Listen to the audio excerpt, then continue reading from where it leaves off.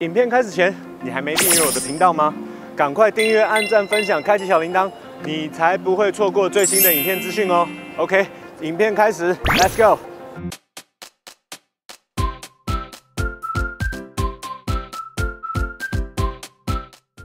所以这次我觉得我要给香港政府就是有一个比较清楚的解释，我要给一些给他们一个赞，给他们一个赞好。对，但是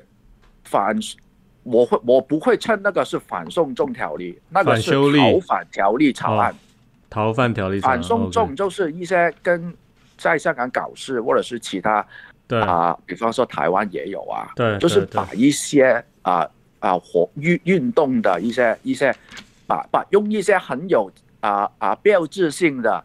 有象征性的去标志它，比方说什么黄太阳红太阳，反送中，什么黄背心，什么黄雨伞，等等一些有标志性的也就是 marketing 的东西嘛。其实我不知道杰克跟其他网友对那个逃犯条例有没有看过那个全文？大部分是没有，大部分没有的话，他根本跟香港那些黄丝说的，跟外国传媒说的完全不是一回事。对，媒体上说的好像是没有了，香港完了大陆要抓什么人了就抓了。对，但是其实你看那个，首先它是一个草案，它里面写的很清楚，有什么人不能抓，不能送，送的话有什么条件，比方说政治犯，政治罪行不会送，所以以言入罪等等那些政治的一些犯罪，的话，它是不包括在那个条例里边的。但是呢，由黄丝的一手操作的话，把它说成，你在香港说打到共产党，你就会被引导到大陆去了。对，变成这样一个，这是他们宣传的手法了，很厉害。对，没错。但是如果你说你看那个内容的话，首先政府已经退让了很多，把它收窄了很多。他把一些重大的。他觉得这个移犯条例必须有一个是重大性，不是阿猪阿狗一些小事情，你偷个几毛钱东西也要送。比方说你送的条件有一个，我记得是最起码你的判刑要多于7年。根据被送返的那个地方的法律，OK， 要多于7年才会考虑那个送返。对，有送返的时候呢，必须公开审讯，必须有透明度，对，必须符合国际人权署记那些一大堆的一些条件，对，才会香港才会受理那个。遣送那个提请，对，等等，而且呢，最后就是香港政府也让步了很大，就是关于经济犯罪，这个也不纳入那个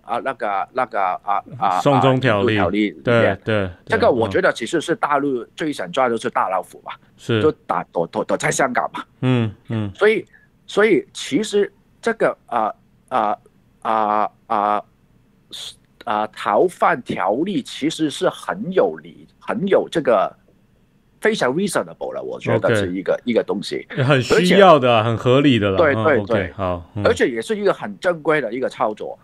因为我们跟香港发生了这个我们跟台湾发生了这个案子，我们当时一个命案，也没有这个法律依据去做好这个事情嘛。是的。所以我不知道我有没有理解错好像是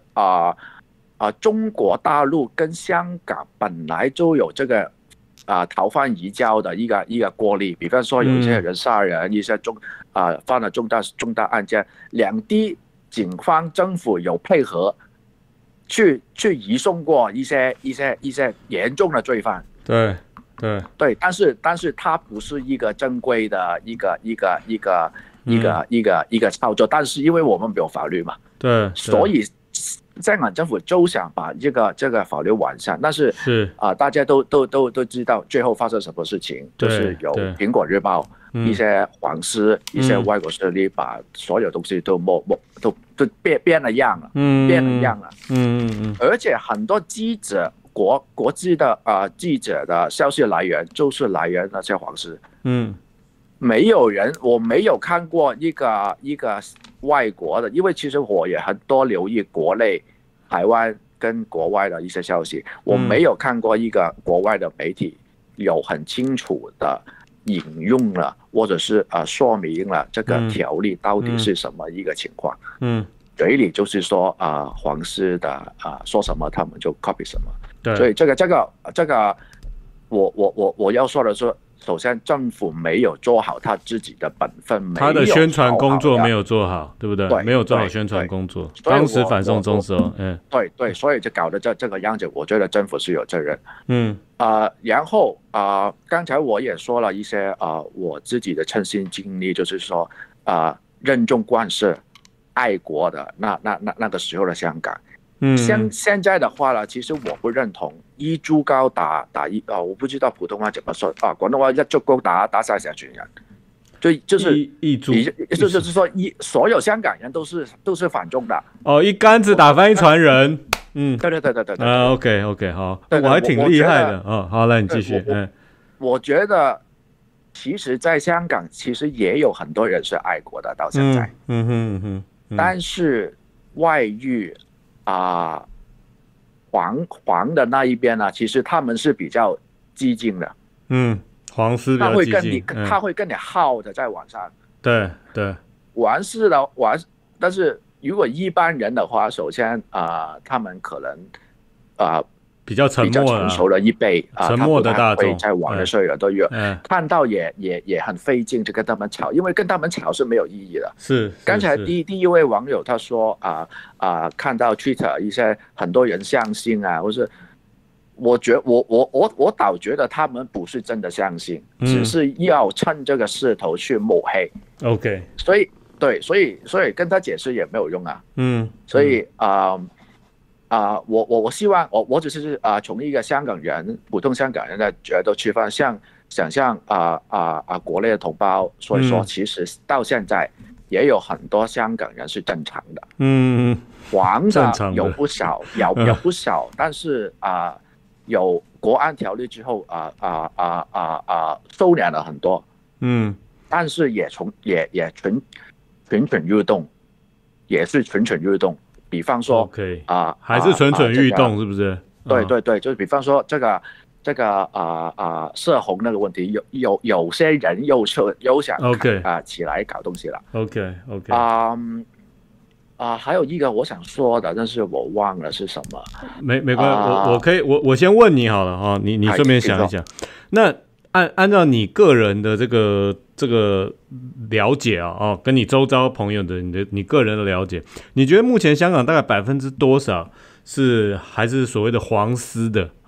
那大概还有多少这个比例就是比较一般的，或者比较相对来讲比较支持政府的？我很难去判断，但是我觉得偏黄的人大概有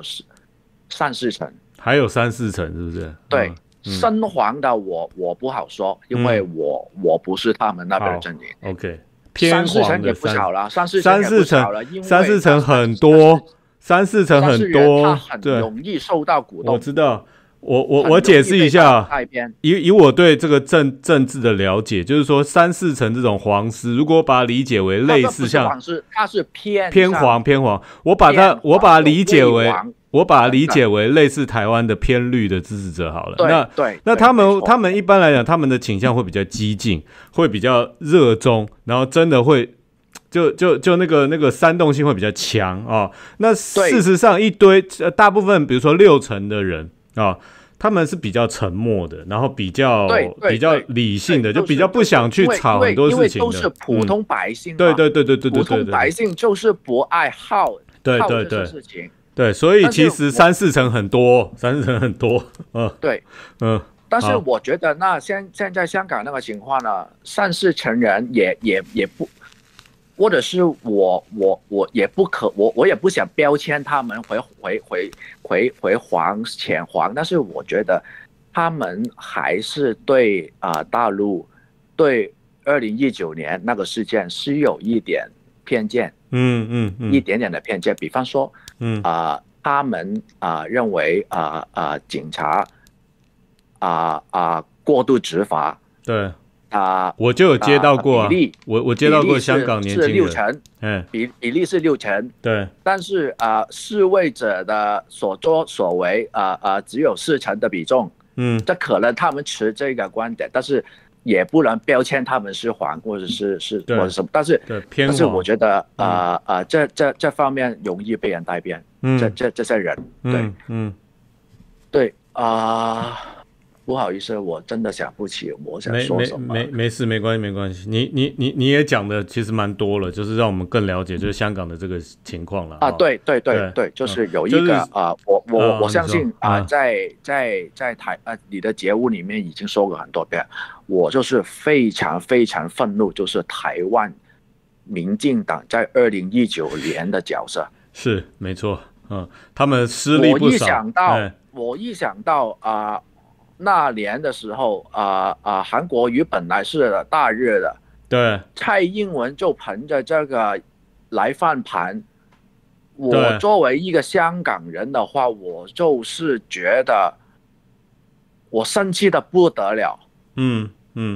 但是我告诉你，在2019年之前呢，香港已经有那个反中势力了，因为在在19年之前有战中嘛，对，战中还有雨伞运动嘛，我记得也有那个晃脚那个大年初一的暴动嘛，是，那个时候呢，那些激进的年轻人已经开始说，因为那时候很多网台，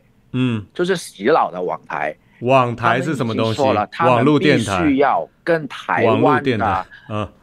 湾的什么太阳花，什么的时代势力什么的，时代力量，时代力量的要连成一致，要交流。网络电台是不是？网络的2019年的时候，香港已经有人过去参加他们的一些论坛，在 fit 去取经取经怎么样搞政府啊 ？OK， 对，所以对，没错。太阳花教他们很多，对，没错，对，所以民进党或者是一些台深绿的，在2019年已经跟香港的一些反中势力在酝酿一些东西了。对，没错。对，这个是我不知道你清不清楚，我先给你一个我知道。OK， 然后因为那个时候台湾民进党或者是台湾政府，他不只是口里说 Stand with Hong Kong， 或者是今天香港，明天台湾，他还送物资过来香港啊，对，很多送头盔啊，对，不管是官方的还有民间的都有，很多民间的自发的也有，官方偷的也有，不得了。所以我在这个机会发射我作为一个香港人，我对台湾的不满。其实我也很多也想说，比方说台湾跟两岸的局势，但是我可能占了比较多时间，所以我就分享到这个。你下次可以讲了，所以你一个香港人表达你对台湾民进党政府的不满，好不好同样的，我觉得不要一竿子打翻一船台湾人了好不好？我理解我也有台湾的朋友，因为也有是理性，但是。如果说政治的话，偏英统英独的话了，我老实说我们香港人跟大陆的同胞可能有一些不同的情谊结，是比方说大陆的网友可能他比较强烈的要求。或者是觉得同意什么时候就一定要来，对留岛不留人，但是香港人不会这样，不会说这些话，对，不会说这些话，因为我们自己也搞不定，对，但是我们是乐见到和平统一，是对，所以那个时候我再分享香港人的角度吧，但是我觉得欢迎，对对对，有很多香港人跟国内的同胞，他们的很有共情，但是想法可能有一点点不同，但是我可以再往后一好，谢谢你，欢迎欢迎这位香港的朋友，欢迎你下次再来讲 ，OK， 好，谢谢 ，OK， 好，拜拜。好，来这个香港的朋友啊，大家虽然听他讲的有点辛苦，但是听一听，这个内容很丰富啦，内容很丰富。好，来下一位哦，